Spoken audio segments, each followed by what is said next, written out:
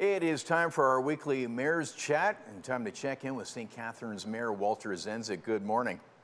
Good morning, Bob. Since we last spoke, terrible loss in the business community from the Herndon Estates winery fire. Is there any way viewers can help? And of course, other small businesses were impacted by this.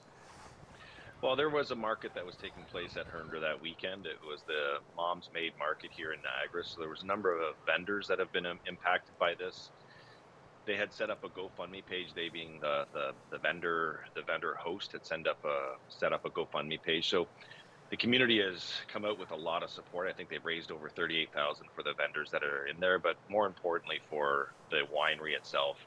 This is going to be a long process for Herndon to get back on their feet. The fire department did an amazing job in keeping the manufacturing part of the business safe from the fire. That was a big battle that they had to do, but the fire department managed to do that.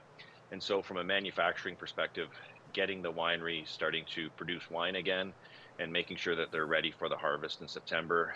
On top of that, looking at how to rebuild what was arguably one of the most iconic wineries here in Niagara, one of the most picturesque. And so this was a big loss for our community and a huge loss for the Herndon family. Oh yeah, so many people have a connection to it. So many weddings were there, and it's impacted so many.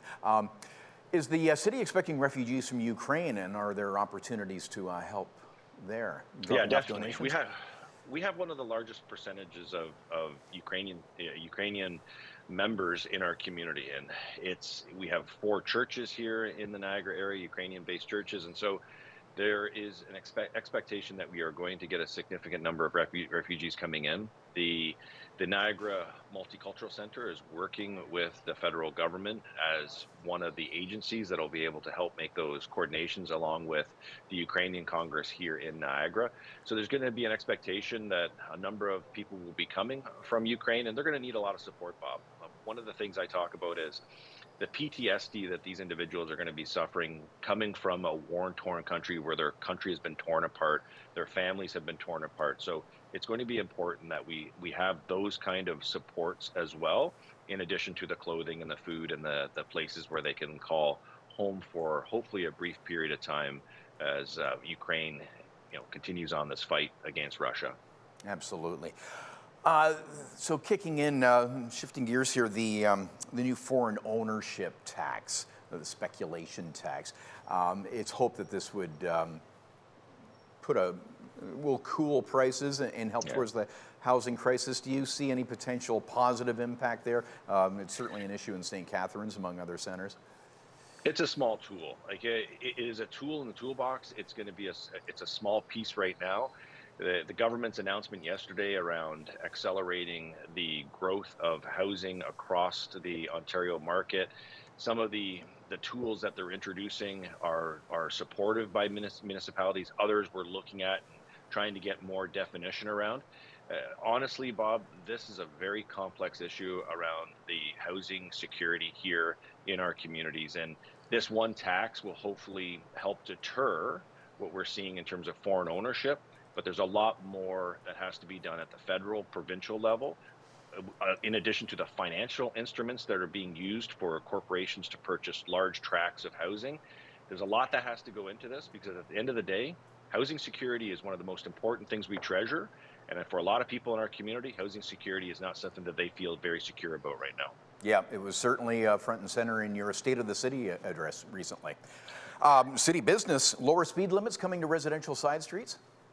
Yeah, it's one of those things that we're looking at to build safe neighborhoods, Bob. And so you're looking at, right now, 50 kilometers is the provincial speed through communities.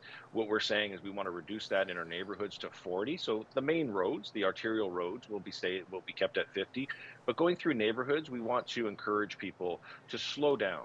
And you don't need to recklessly drive through neighborhoods. And 40 kilometers is a level in which we're hoping that people can be encouraged to drive at and even slow at a slower rate there. Okay. Where'd you go, Walter? Hi, something's going on with my. Is there something? We got to wrong talk on your about the side, St. or- Catharines Falcons. There you Yeah, are. the Falcon. There we go. I don't know what happened there. I got my. I didn't touch anything. I didn't touch Yeah, anything.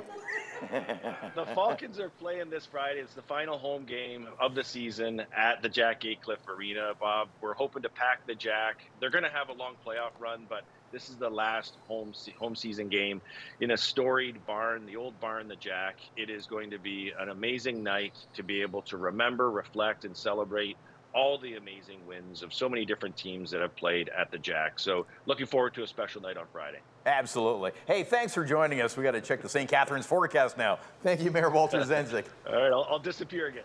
Yeah. I'll hit the button.